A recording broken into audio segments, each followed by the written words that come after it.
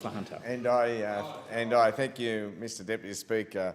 And I'm delighted the member for Dunkley, the last speaker, experienced his first budget last night. It was my 22nd budget. And it wasn't the worst budget I've seen, Mr Deputy Speaker. Not the worst budget I've seen. Those prizes would go either to Peter Costello's 1996 budget or Joe Hockey's 2014 budget. But it is the most political budget I have seen, Mr Deputy Speaker. It is the most desperate attempt by a Prime Minister to shore up support not only in his party room but out in the broader community. But I can say that the Hunter community is outraged by the way it was treated in last night's budget, which underscores just again what a political budget this has been. But today, Mr Deputy Speaker, I'm not here to talk about the budget. I understand I'll have an opportunity to do so sometime in the House soon in the other chamber, but I want to talk about our volunteers because, as members will know, this week is National Volunteer Week, and like so many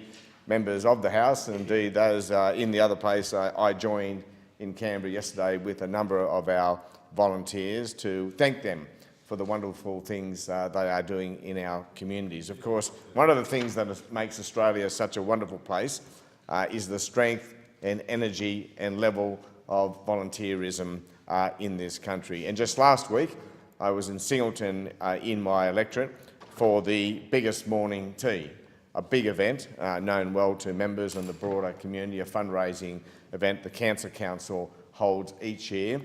Well known, but also well known is their Relay for Life program, which I'm sure all members here have participated in at some point, or certainly would have given some support to at some point.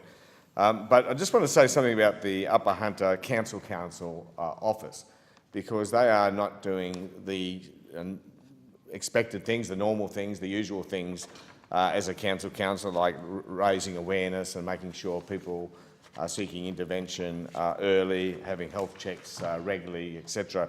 They also do other things like run transport services to our hospitals. Of course, I have a large electorate.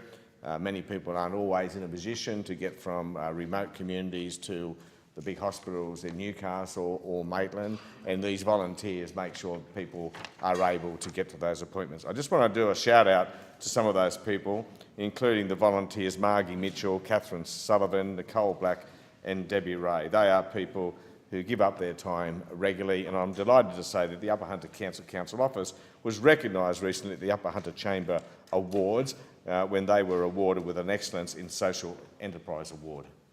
I thank the honourable member.